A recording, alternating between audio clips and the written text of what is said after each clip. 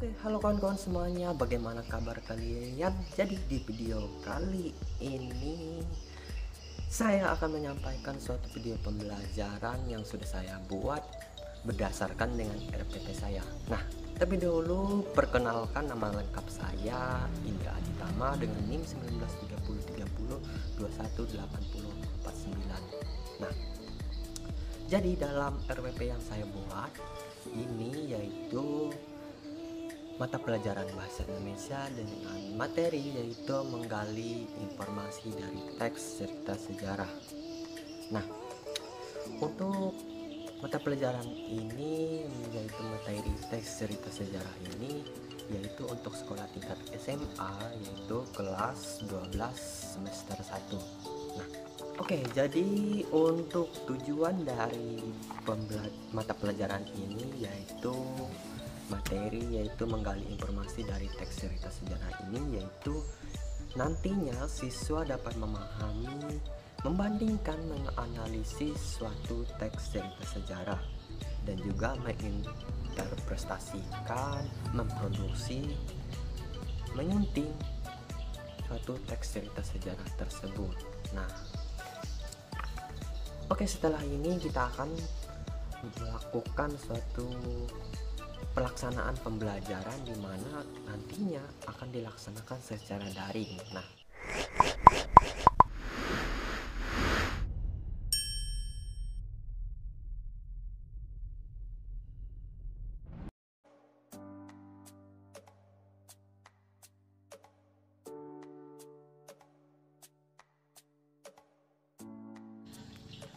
oke, selamat pagi semuanya siswa-siswa. Bagaimana kabar kalian semuanya? Baik, Pak. Oke, jadi terima kasih banyak ya sudah hadir di Zoom meeting kita pada pagi hari ini di mata pelajaran bahasa Indonesia ini. Nah, jadi untuk materi yang akan kita bahas pada pagi hari ini yaitu menggali sebuah informasi dari teks cerita sejarah.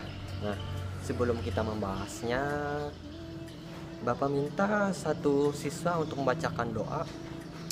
Saya minta tolong Jarjit ya, jangan Jarjit. Ini namanya seperti Ipin. Oh, oke, Jarjit dipersilakan. Marilah teman-teman semuanya, kita berdoa menurut agama dan kepercayaannya masing-masing. Berdoa dimulai. Berdoa selesai. Oke, terima kasih untuk Jarjit yang sudah memimpin doa kita. Oke, jadi untuk materinya Bapak share screen ya. Ini PPT-nya Bapak tampilkan di sini. Nah, pengertian dari teks cerita sejarah. Teks cerita sejarah itu ada yang tahu nggak apa itu teks cerita sejarah? Ada yang tahu bagaimana? Sebelum Bapak yang menjelaskan apa itu teks cerita sejarah. Oke, Budi, dipersilakan ingin memberikan pendapatnya. Ingin memberikan pendapat, Pak. Untuk teks cerita sejarah itu merupakan cerita yang mengandung unsur-unsur sejarahnya, Pak, dimana itu memang benar-benar terjadi di masa lalu, Pak. Oke, terima kasih untuk Budi yang sudah memberikan pendapatnya. Apakah ada lagi yang ingin memberikan pendapatnya apa itu cerita sejarah? Oke, Mail dipersilakan ingin memberikan pendapatnya. Izin memberikan pendapat, Pak. Teks cerita sejarah itu merupakan cerita yang terdapat fakta-fakta informasinya ya, Pak, di mana misalkan tempatnya itu dan juga peristiwanya itu benar-benar terjadi, Pak. Oke, terima kasih untuk Mail yang sudah memberikan pendapatnya. Oke, di sini yang dijelaskan dari teks cerita sejarah. Bagaimana pendapat dari Budi dan Mail ini juga sudah benar. Nah, di sini Bapak akan menambahkan sedikit. Nah, pengertian dari teks cerita sejarah ini yaitu cerita sejarah yang menjelaskan dan menceritakan tentang fakta dan juga kejadian di masa lalu yang mempunyai nilai sejarah dan penting untuk diketahui oleh generasi di masa depan. Contohnya seperti saat ini ya kan.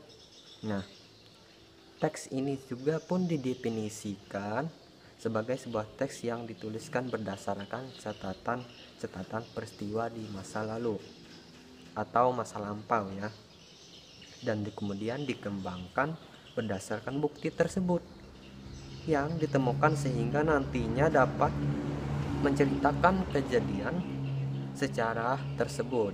Nah, intinya dari teks cerita sejarah ini berupaya untuk menceritakan kisah-kisah yang ada di masa lalu. Bentuknya dapat bermacam-macam, yaitu berupa fiksi ataupun non-fiksi. Nah, bagaimana untuk teks cerita sejarah ini?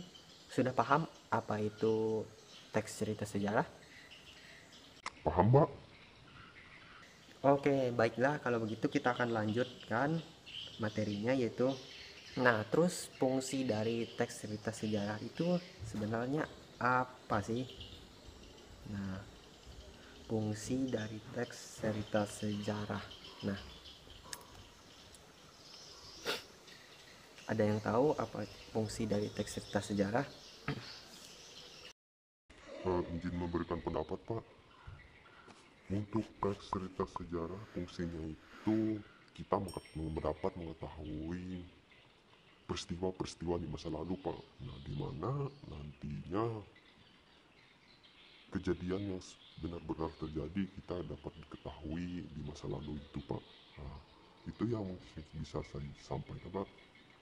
Oke, terima kasih banyak untuk Burhan memberikan pendapatnya. Nah, untuk fungsi dari teks cerita sejarah itu yaitu banyak, yaitu yang pertama yaitu dapat menghibur suatu pembacanya, di mana kita dapat mengetahui cerita-cerita di masa lalu. Nah, di mana contohnya pada saat ini, di mana kita tahu cerita di masa yang dulu, saat dulu itu diceritakan pada zaman sekarang ini. Nah, itu merupakan suatu cerita sejarah di mana cerita itu benar-benar terjadi. Nah, untuk fungsi dari teks cerita sejarah itu ada 4 fungsi. Nah, yaitu fungsinya ada edukatif, reaktif, inspiratif, dan juga instruktif. Nah, fungsi edukatif ini yaitu dijadikan suatu petunjuk dan juga pembelajaran di kehidupan. Nah, dan sedangkan untuk fungsi rekreatif ini yaitu memberikan dan juga rasa gembira dan juga rasa senang kepada pembacanya. Dan juga untuk fungsi inspiratif ini memberikan inspirasi, imajinasi, dan juga kreativitas buat berkelangsungan hidup. Nah, untuk fungsi instruktifnya itu dapat memberikan alat bantu dalam pembelajaran. Nah, begitu dia. Untuk fungsi dari teks cerita sejarah itu ada 4 ya, yang harus diingat para siswa semuanya ya, harus diingat 4-nya. Nah, terus cara kita mengetahui dari ciri-ciri teks cerita sejarah itu bagaimana? Nah, yang perlu kita pahami untuk mengetahui ciri-ciri dari teks cerita sejarah ini yaitu kita disajikan secara kronologis, yaitu memiliki urutan peristiwa untuk kejadian yang jelas. Nah, jadi dalam satu cerita itu memang menonjol suatu peristiwa yang benar-benar terjadi begitu. Nah, yang kedua, untuk poin yang kedua yaitu bentuk teksnya itu berupa teks cerita sejarah, jadi mengandung benar-benar unsur sejarahnya. Yang ketiga, memiliki teks sejarah umum berupa orientasi urutan peristiwa. Nah, yang keempat yaitu sering memakai konjugasi temporal. Nah, yang kelima, berisikan sebuah fakta yang sudah terjadi di masa lalu. Nah, itu dia ada 5 ya untuk mengetahui dari ciri-ciri teks cerita sejarah di sini. Nah, terus untuk struktur dari teks cerita sejarah ini yaitu untuk strukturnya itu yaitu untuk membuat sebuah struktur penulisan dalam teks cerita sejarah yaitu pengenalan situasi cerita atau orientasi. Nah, yang kedua mengungkapkan peristiwa terjadinya, yang ketiga yaitu terjadinya konflik gitu. Nah, di mana menceritakan suatu terjadinya konflik dalam sebuah cerita sejarah tersebut. Yang keempat yaitu puncuk konflik dan juga klimaks. Dan terus yang kelima yaitu penyelesaiannya, yaitu jadi untuk strukturnya itu harus punya 5 ya, yaitu 5 strukturnya dalam teks cerita sejarah. Nah, sampai di sini apakah ada yang ingin ditanyakan kepada siswa semuanya yang mungkin tidak paham dengan materi yang sudah Bapak bahas di sini? Bagaimana? Sudah paham, Pak? Oke, terima kasih banyak. Kalau sudah paham, nah, jadi kesimpulannya teks cerita sejarah ini yaitu adalah teks cerita yaitu naskah atau cerita narasi ya, rekaan yang mengandung sebuah unsur-unsur sejarah. Nah, dalam teks cerita sejarah ini unsur nyatanya itu misalkan tokohnya, nama tempat dan juga peristiwa. Nah, bagaimana sampai di sini paham? Paham, Pak? Oke. Jadi kalau paham begitu, di sini Bapak akan memberikan sedikit tugas yaitu dimana berdasarkan dari penjelasan tadi yang kita bahas. Di sini pertanyaannya itu yaitu apa itu teks cerita sejarah. Yang kedua yaitu apa saja perbedaan teks cerita sejarah dengan teks biasa atau cerita biasa begitu. Nah, dan untuk pengumpulannya mungkin minggu depan ya, bisa terakhirnya minggu depan. Nah, mungkin bisa dikumpul mulai hari ini sampai minggu depan begitu, karena waktunya kita juga sudah mau habis. Jadi untuk pertemuan kita kali ini yaitu sampai di sini. Yang untuk pertemuan minggu depannya kita akan membahas teks cerita sejarah ini secara mendalam, bagaimana produksinya, cara yaitu unsur teks cerita sejarah yaitu unsur intrinsik atau ekstrinsiknya, itu lagi kita akan mempelajarinya itu lebih dalam lagi. Nah, untuk pertemuan kali ini kita awal-awalnya saja untuk bagaimana itu teks cerita sejarahnya itu. Nah, untuk mengakhiri pertemuan kita pada pagi hari ini, kita akan mengakhirinya dengan doa lagi, yaitu saya minta satu siswa lagi untuk mengakhiri yaitu membacakan doa terlebih dahulu untuk mengakhiri pembelajaran kita hari ini. Ya, kepada Burhan saya suruh Burhan untuk membacakan doa kepada kita. Baiklah teman-teman semuanya, untuk mengakhiri pembelajaran kita pada hari ini, marilah kita berdoa menurut agama dan kepercayaan kita masing-masing. Berdoa dimulai. Berdoa selesai. Oke, terima kasih banyak. Jadi untuk pertemuan kita ya sampai di sini ya. Untuk minggu depan kita akan melanjutkan materi yang ini untuk lebih dalamnya lagi. Nah, jadi untuk tugas jangan lupa dikumpulkan ya. Jadi sebagai format penilaian juga. Jadi bagi yang tidak mengumpulkan tugas nanti tidak akan ada nilai dari tugasnya begitu. Nah, bagaimana sampai di sini paham semua kan? Paham? Oke.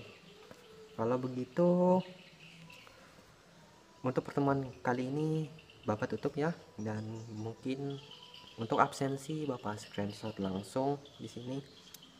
Selamat pagi. Oke, kalau begitu kita boleh keluar dari Zoom meeting. Oke kawan-kawan semuanya, itu dia video pembelajaran yang sudah saya buatkan. Nah, jadi video pembelajaran itu yang dilaksanakan secara daring yang menggunakan aplikasi e-learning yaitu Zoom meeting. Nah, sebenarnya bukan hanya Zoom meeting yang bisa dilakukan, yaitu misalkan aplikasi lainnya itu Google Classroom dan sebagainya.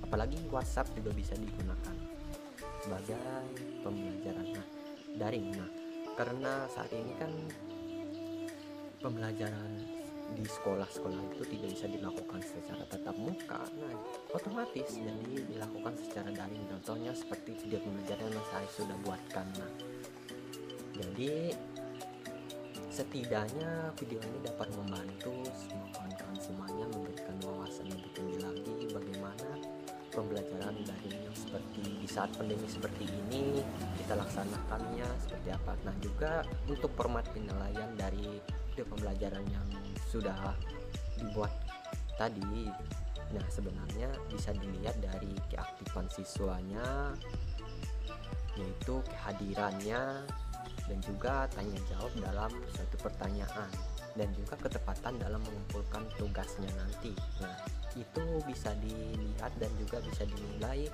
oleh guru untuk aspek penilaiannya, karena saat ini kan tidak bisa dilihat langsung di sekolah begitu untuk pembelajarannya begitu. Jadi dilihat dari secara daring pertemuan kita seperti saat ini ya begitu. Nah, terima kasih banyak semua teman-teman semuanya yang sudah menonton video ini sampai akhir ya. Terima kasih banyak. Kalau begitu sampai di sini untuk video ini. Terima kasih banyak. Salam enjoy.